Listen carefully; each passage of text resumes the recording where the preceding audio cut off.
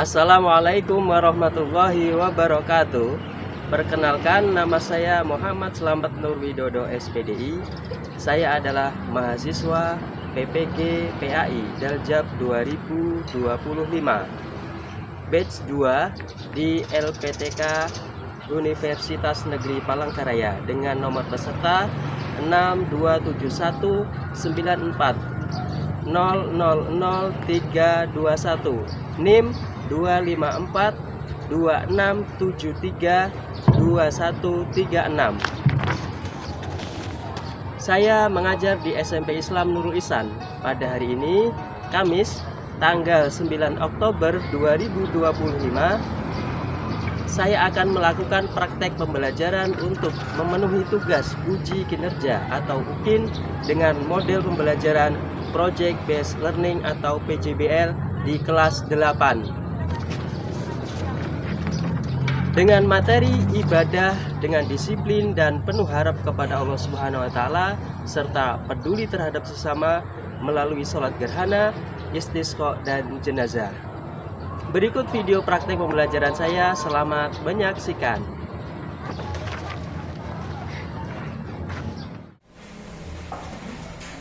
Baik, assalamualaikum warahmatullahi wabarakatuh. Waalaikumsalam warahmatullahi wabarakatuh. Bismillahirrahmanirrahim. Salatu wassalamu ala Rasulillah amma ba'da. Alhamdulillah, pada pagi hari ini kita masih diberi kesehatan sehingga kita masih bisa melanjutkan pembelajaran pendidikan agama Islam dalam keadaan sehat walafiat. Salawat dan salam marilah kita haturkan kepada junjungan Nabi kita Nabi Muhammad dan kepada Allahumma sholli ala sayyidina Muhammad.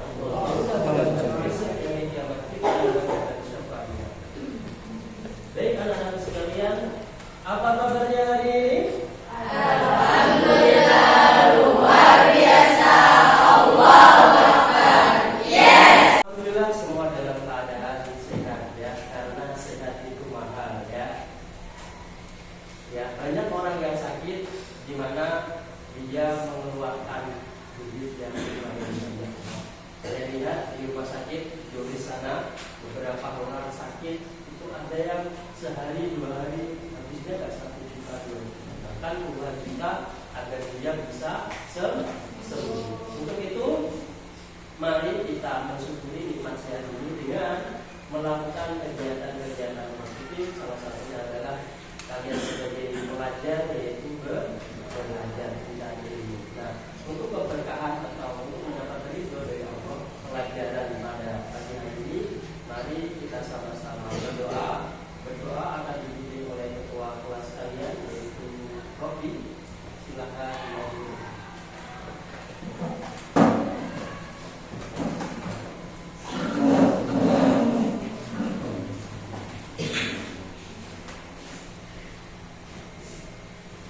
Sebelum mulai belajar, kita berdoa dulu.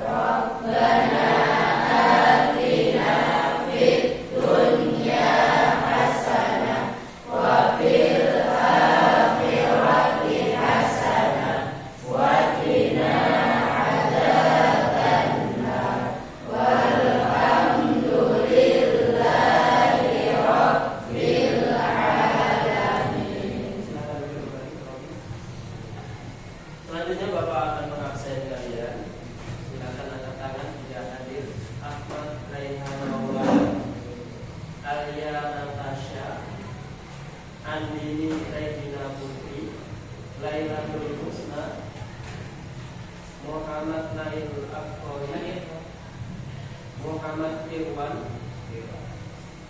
Muhammad Robi Pratama, Muhammad Zakaria, Nur Hafiza, Nur Fadila Hafiza, Putri Husna Karimah, Putri Maurida, Rani Julita, Salsabila Oktaviani, Zakiatul Inayah.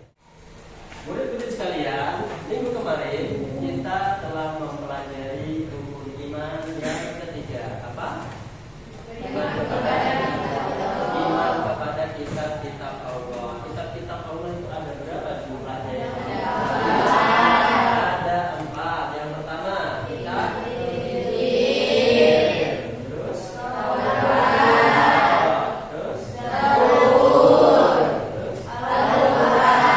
kitab Zabur diturunkan kepada Nabi Daud. Kitab Taurat diturunkan kepada Nabi Musa.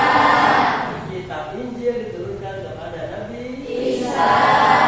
Kitab Al-Quran diturunkan kepada Nabi Muhammad. Yang mana kitab-kitab ini pada akhirnya dijadikan satu, ya, melengkapi dari semua kitab sebelumnya, menyempurnakan, yaitu yang bernama kitab Al-Quran. Yang mana kitab Al-Quran sampai sekarang dan sampai hari kiamat akan menjadi pedoman kita, ya, di dunia ini. Nah, untuk itu, ya, kenapa kita flashback pelajaran kemarin, karena ini sangat berhubungan erat dengan pelajaran yang akan kita pelajari. Tanpa adanya kitab, ya, tanpa adanya kitab Al-Quran ini, mungkin kita tidak akan bisa melaksanakan ibadah-ibadah yang biasa kita laksanakan. Contohnya seperti sholat, karena sholat itu adalah perintah yang dari Allah dan dari kitab Al-Quran, ya. Tanpa Al-Quran mungkin kita tidak akan mengenal yang namanya sholat atau berdoa, ya, baik sholat wajib atau sholat sunnah. Nah, hari ini kita akan membahas tentang materi sholat selain fardu 5 waktu itu, yaitu pertama mempelajari tentang sholat gerhana, yang kedua sholat istisqa, ya. Yang ketiga sholat jenazah. Ya, yang berapa ini? Jenazah, ya, orang yang meninggal. Bagaimana perasaan kalian ketika mendengar kabar ada keluarga atau mungkin kawan dekat kalian meninggal dunia? Sedih, pasti minta dia dan menyolati, ya, itu menguburkan. Nah, nanti kita akan membahas bagaimana sih tata cara melaksanakan sholat jenazah. Baik, murid-murid sekalian, untuk lebih memfokuskan tujuan pembelajaran kita, ini adalah tujuan pembelajaran yang akan kita bahas pada pagi hari ini. Itu Bapak bisa minta tolong salah satu di antara kalian membaca tujuan pembelajaran pada pagi ini. Oke, Sofia, ya, silakan baca. Pertama, peserta didik dapat menyebutkan pengertian sholat gerhana, istisqa, dan jenazah. Dan yang kedua, peserta didik dapat mendeskripsikan tata cara sholat gerhana, istisqa, dan jenazah. Ketiga, peserta didik dapat membuat poster tata cara sholat gerhana, istisqa, dan jenazah. Baik, sebelum pembelajaran ini kita mulai, Bapak minta tolong kalian berdiri seperti ini. Kita tes konsep. Siap? Siap. Oke. Oke, tangan diangkat dulu semuanya. Oke, satu aja ya, tangan satu aja. Oke, botak. Oke, batik. Oke, batuk. Oke, batuk. Oke, botak. Oke, batuk. Oke, batik. Oke, botak. Oke, batuk. Oke, terima kasih tepuk tangan semua. Silakan duduk kembali. Baik, murid-murid sekalian, kita akan membahas inti dari pelajaran kita pada hari ini, yaitu ada 3 yang akan kita bahas. Pertama sholat gerhana, yang kedua sholat istisqa, yang ketiga sholat jenazah. Baik, pertama adalah sholat gerhana. Ya, sholat gerhana adalah sholat sunnah yang dilakukan ketika terjadi gerhana matahari atau gerhana bulan. Ya, tidak ada gerhana bintang ya, adanya matahari atau bulan. Pada zaman sekarang, ya, fenomena gerhana ini kita menganggapnya hal yang sangat biasa aja, wajar, lumrah, ya, nggak heran gitu. Gerhana itu nggak heran gitu. Ya, kita pasti aktivitasnya seperti biasa, nggak heran ya. Kenapa? Banyak sekali alasannya. Karena zaman sekarang ini ada penjelasan ilmiah tentang terjadinya gerhana, ya kan? Jadi, oh ilmiahnya seperti ini. Jadi orang itu nggak menganggap aneh. Terus zaman sekarang itu juga ada prediksi kapan terjadinya gerhana. Makanya di TV, di berita, besok akan terjadi gerhana bulan pada jam sekian sampai jam sekian. Makanya kita menganggapnya biasa aja. Tapi pada zaman dahulu, pada waktu zaman Nabi Muhammad dahulu, belum ada yang namanya orang memprediksi kapan terjadinya gerhana, belum ada penjelasan ilmiahnya. Maka orang yang terbatas ilmunya melihat fenomena yang tidak biasa, seharusnya ini siang tiba-tiba kok jadi malam karena gerhana matahari. Nah, orang menganggap itu menjadi hal-hal yang gaib gitu ya, menghubungkan dengan hal-hal yang gaib gitu. Maka dari itu mereka bisa menghubungkan sesuatu yang sebenarnya tidak rasional ya. Jadi pada zaman Nabi Muhammad dahulu, mereka orang-orang jahiliyah itu menghubungkan gerhana baik matahari atau bulan itu dengan kematian seorang raja atau pembesar pada zaman itu atau di daerah itu. Nah, padahal, itu nggak ada hubungannya. Cuma kebetulan pada saat zaman Rasulullah, itu terjadi gerhana dan kebetulan saat terjadi gerhana itu putranya Nabi Muhammad yang bernama Ibrahim itu meninggal. Nah, akhirnya berita-berita ya yang nenek moyang sampaikan itu kembali mencuat kembali. Wah, ini pasti akan terjadi kehilangan orang yang sangat besar seperti dia. Akhirnya putra Nabi Muhammad yang bernama Ibrahim meninggal dunia. Lalu Nabi Muhammad bersabda, bukan, gerhana ini adalah kekuasaan Allah. Kita harus berdoa, kita harus sholat. Maka pada zaman Rasulullah itulah kita diperintahkan untuk melaksanakan sholat gerhana ketika terjadi gerhana, baik gerhana matahari atau gerhana bulan, gitu ya. Lalu apa sih sebenarnya tujuan kita melaksanakan sholat gerhana itu? Nah, ini tujuan sholat gerhana yang pertama adalah mengingat Allah. Sholat gerhana dilakukan untuk mengingat Allah dan memujinya atas kekuasaannya, ya. Bahwasanya itu terjadi bukan karena fenomena biasa, tapi memang kehendak Allah. Yang kedua, meminta ampunan. Sholat gerhana dilakukan untuk meminta ampunan atas dosa-dosa yang telah dilakukan, ya. Yang ketiga, mengingatkan tentang akhir zaman. Sholat gerhana juga mengingatkan tentang akhir zaman dan hari kiamat. Karena apa?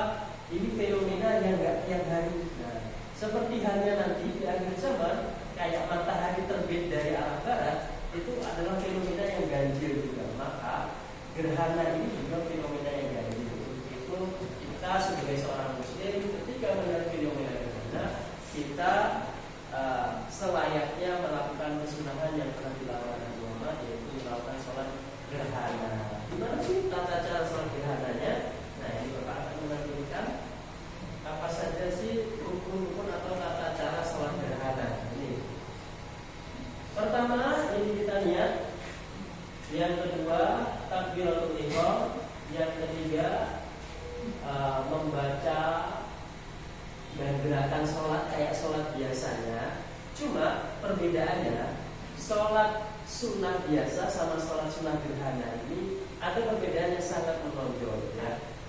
Kalau sholat sunnah biasa, Satu rakaat itu rukunnya berapa kali?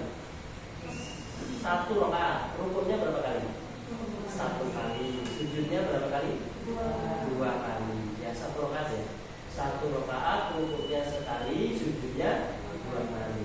Tapi kalau sholat gerhana ini itu satu rakaat rukunnya dua kali, sujudnya dua kali. Gimana itu ya? Gimana itu? Nanti kita akan menonton video tutorial sholat gerhana itu. Nah, itu ya. Nah, jadi urutannya seperti ini. Membaca surah Fatihah, surah panjang, rukuk, i'tidal, ya rukuk, sami'allahu liman hamidah. Habis itu baca Fatihah lagi, baca surah lagi, habis itu rukuk, i'tidal, baru sujud. Nah, dan seterusnya sampai berdiri lagi. Itu satu rakaat. Jadi satu rakaat dua kali rukuk, dua kali sujud. Rakaat kedua juga seperti itu. Diakhiri dengan salam. Dan setelah salat nanti ada khutbah. Nah, ada khutbah. Makanya sholat gerhana ini dilaksanakan secara berjamaah, ya, baik di mushola, di langgar, di masjid. Sholat jenazah adalah sholat yang dilakukan untuk mendoakan orang yang meninggal dunia. Ya, jadi kalau ada saudara, kerabat, keluarga meninggal, ya kita harus mensolati sebagai seorang muslim. Karena sholat ini adalah cara kita memberi bekal. Ya, mereka ini mau pindahan istilahnya. Kita memberi bekal dengan cara apa? Mensolatinya. Ibaratnya seperti itu ya. Jadi sholat mayat itu sebenarnya kita memberi bekal, ya. Karena kita mendoakannya, ya. Makanya nanti di dalam sholat jenazah ini nanti ada beberapa doa itu yang dibaca memang dikhususkan untuk mayat tersebut, ya. Oke, kita lihat. Nah, ini tata cara sholat jenazah. Oke, kalau di sini film apa? Biasanya disebut dengan fardhu kifayah. Nah, kenapa fardhu kifayah? Ya. Jadi sholat jenazah ini, kalau sholat istisqa tadi hukumnya sunnah, sholat gerhana hukumnya sunnah. Tapi kalau sholat jenazah ini hukumnya adalah fardhu kifayah. Ada yang tahu fardhu kifayah? Silakan. Dalam kampung tersebut ada satu orang yang mengerjakan, maka beberapa kewajiban dalam satu kampung tersebut. Ya, gitu ya. Jadi pengertian dari fardhu kifayah adalah apabila dalam satu kampung ada yang meninggal, dia muslim, tidak ada yang nyolatin. Nah, itu maka satu kampung itu dosa semua. Tapi ada yang nyolatinnya cuma satu orang aja, anaknya saja. Maka satu kampung itu gugur kewajibannya. Jadi fardhu kifayah itu bisa dikerjakan satu orang saja sudah menunjukkan kewajiban yang lain. Beda sama fardhu ain kayak sholat fardu. Sholat wajib lima waktu itu punya fardhu ain. Kalau fardhu ain itu setiap orang wajib melaksanakan. Tapi kalau fardhu kifayah cukup mewakili satu orang aja dalam satu kampung itu sudah menunjukkan semua. Oke, jadi ini adalah tata cara sholat jenazah. Pertama niat, yang kedua ya takbir pertama membaca surah Al-Fatihah, yang kedua membaca sholawat, yang ketiga mendoakan semuanya. Takbir yang ketiga ini doanya Allahumma firlahu warhamhu wa'afihi wa'afihi. Takbir yang keempat Allahumma la taqina aidahu wa la taqtina ba'dahu wa'fir lana wa'afihi. Jadi itu adalah urutan sholat jenazah. Baik, murid-murid sekalian, untuk memahami lebih dalam lagi tentang materi kita pada pagi hari ini Bapak memiliki beberapa video tentang bagaimana tata cara sholat gerhana, istisqa dan jenazah. Oke, silakan ditonton.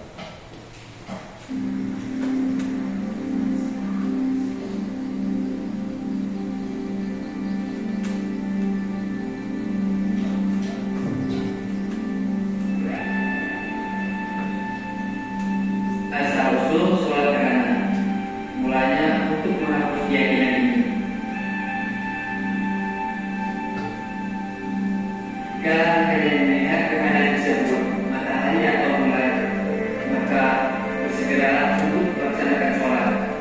Hadis riwayat Bukhari. Hadis di atas juga menjadi bahwa sholat gerhana sudah disyariatkan sejak zaman Nabi. Lantas, bagaimana secara asal usul sholat gerhana tersebut disimak videonya hingga selesai. Tujuan yang melakukan masyarakat adalah begitu kepada Allah Subhanahu wa Ta'ala agar dijauhkan dari bala atau cobaan. Sebelum Islam hadir kepada masyarakat Jazirah Arab, penduduk setempat percaya bahwa peristiwa gerhana baik bulan atau matahari berkaitan erat dengan kematian tokoh misal. Keyakinan tersebut terekam dalam beberapa riwayat hadis. Salah satunya riwayat Ibnu Hibban dalam kitab Sahihnya. Orang-orang menduga bahwa gerhana matahari atau bulan dan fenomena bintang jatuh disebabkan kematian seorang tokoh besar di muka bumi. Sungguh mereka telah berbohong. Padahal gerhana adalah salah satu dari sekian tanda kebesaran Allah Subhanahu wa Ta'ala.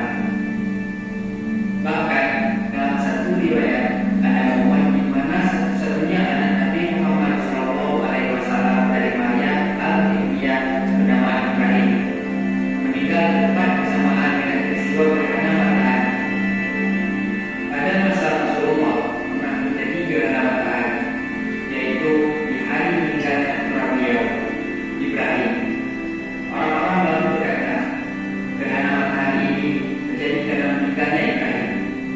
Maka Rasulullah SAW pun bersabda, sesungguhnya matahari dan bulan tidak akan mengalami gerhana disebabkan karena mati atau hidupnya seseorang.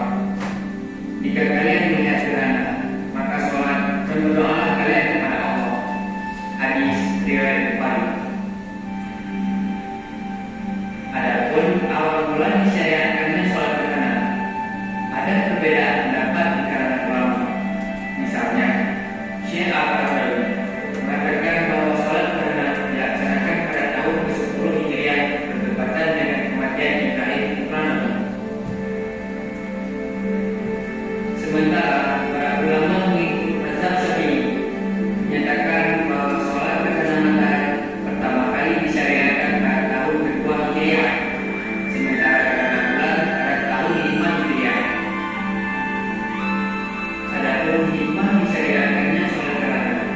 Pertama, untuk menanamkan rasa takut kepada Allah agar seorang hamba meningkatkan ketaatan kepadanya. Ini jelas disabdakan Rasulullah.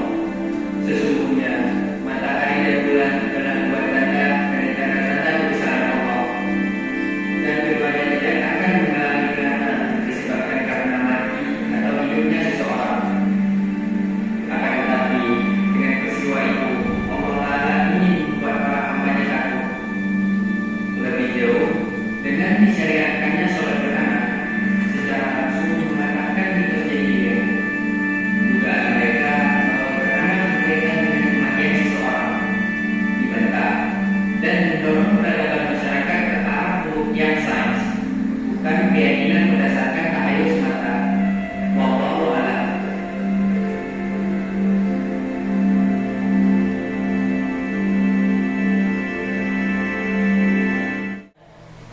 Kita sudah membahas bagaimana pengertian, tujuan, tata cara dari sholat gerhana, sholat istisqa, dan sholat jenazah. Nah, sekarang kita akan membuat poster sesuai kelompok yang telah dibagi kemarin.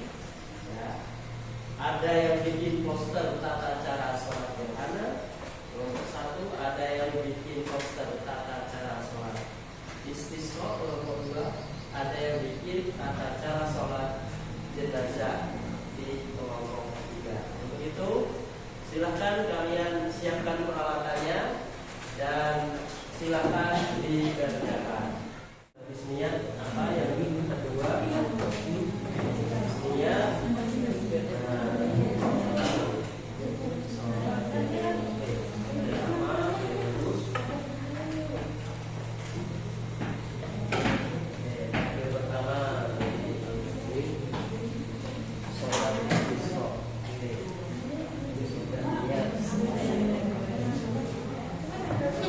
gambarnya ini pakai ini bakal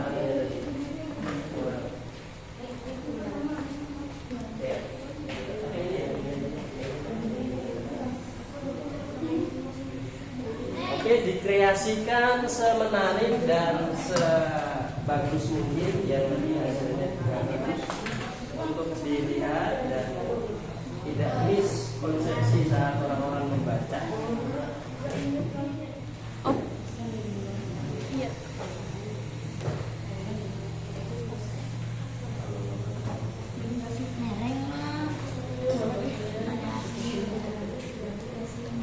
Ya, takbir kedua.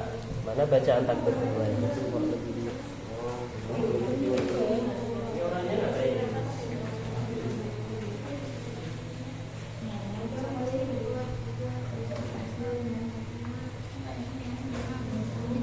Sebelum kita presentasi, kita akan ada ice breaking sebentar biar kalian lebih semangat lagi ya. Oke, ini ada satu yang harus kalian rebutkan. Oke, silahkan berdiri dulu semuanya. Ini ada satu yang harus direbutkan ya. Oke. Ya, bisa agak disingkirkan dulu. Oke ya. Baik. Ini aturannya adalah ketika Bapak mengatakan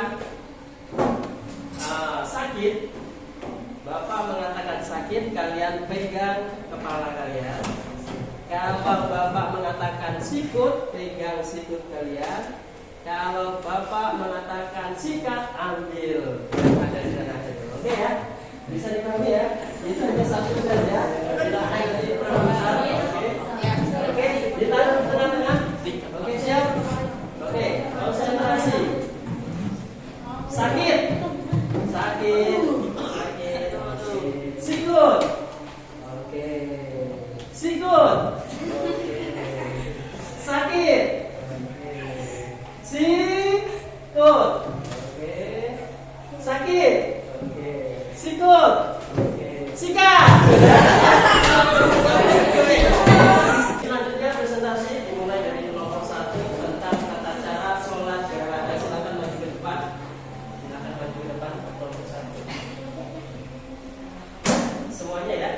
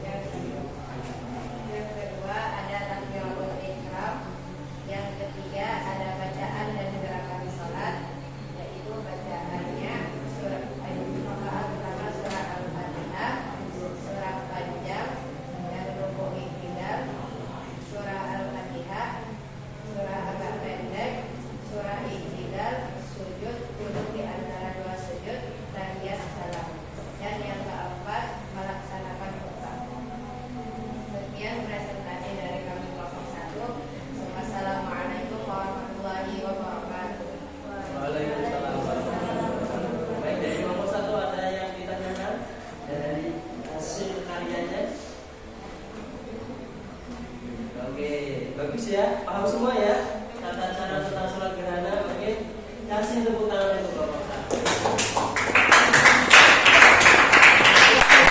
Ya, ini Bapak membagikan evaluasi, silakan dikerjakan.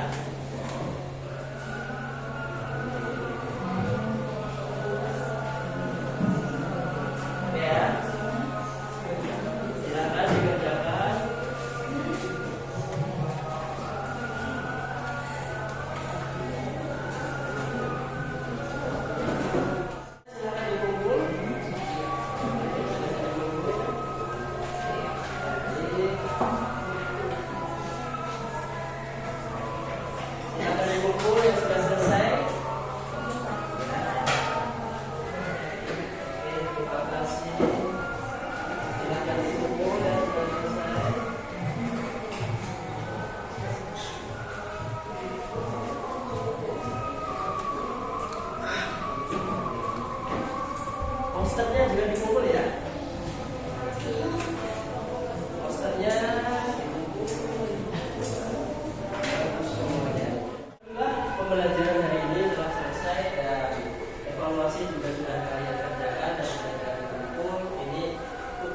poster juga sudah kalian kumpul, dan ini ibaratnya hotel bintang. Ini Bapak nilai bintang 5 semua ini. Tepuk tangan dong.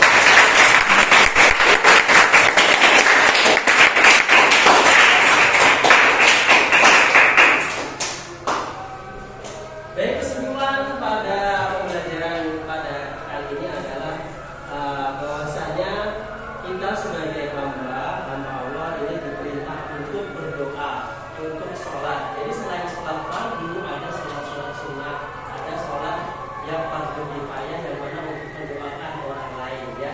Jadi kita sudah belajar apa itu pengertian dari sholat gerhana, istisqa dan jenazah, terus tujuan sholat itu apa, dan tata caranya bagaimana. Dan pertemuan yang akan datang, ya, ini agar kalian lebih bisa memahami tentang sholat-sholat yang